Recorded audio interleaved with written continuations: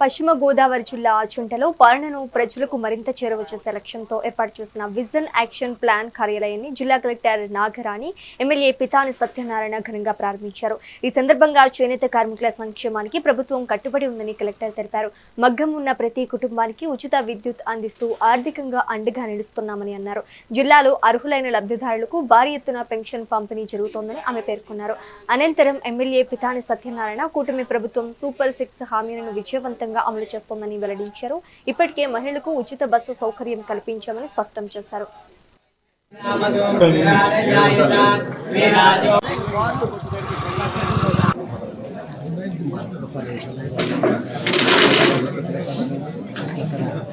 పేదవాడు అండలేనివాడు ఉండకూడదు. ఈ రాష్ట్రంలో ప్రభుత్వ పథకాలు అనేక పథకాలు ఇస్తూ ఉన్నాం. ఆ పథకాలు కాకుండా ఇంకా తెలియని అనేక మంది సమస్యలు ఉన్నాయి.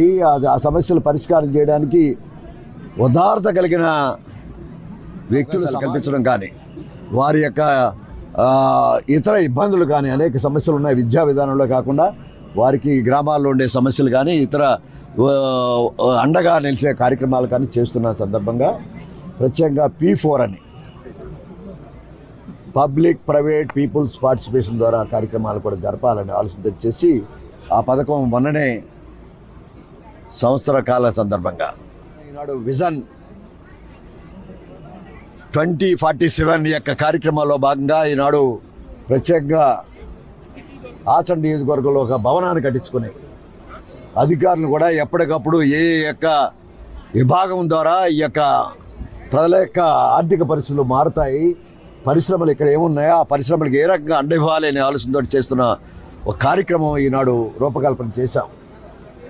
ఈనాడు ఈ కార్యక్రమంలో శ్రీమతి నాగరాణి గారు కూడా పాల్గొని వారి యొక్క ఆలోచనలు కూడా ఈరోజు మన నియోజకవర్గం ప్రజల మీద రాష్ట్రం యొక్క ముఖ్యమంత్రి గారి ఆలోచనకు అనుగుణంగా పనిచేయడానికి అధికారులను కంకణబద్ధుడని చెప్పాం.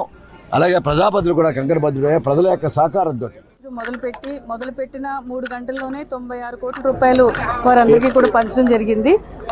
ఈరోజు ఇంకొకటి ముఖ్యమైన విషయం ఏంటంటే నేతన్నలందరికీ కూడా ప్రభుత్వ ఉచిత కరెంట్ని కూడా మన జిల్లాలో మనం స్టార్ట్ చేసుకున్నాం. ఇక్కడ ఆచంట కాన్స్టిట్యున్సీలో స్థానిక ఎమ్మెల్యే వారు కూడా వారి చేతుల మీదుగా మన జిల్లా అంతా కూడా స్టార్ట్ చేసుకోవడం జరిగింది. మన జిల్లాలో 786 మంది రైతులు ఉన్నారు.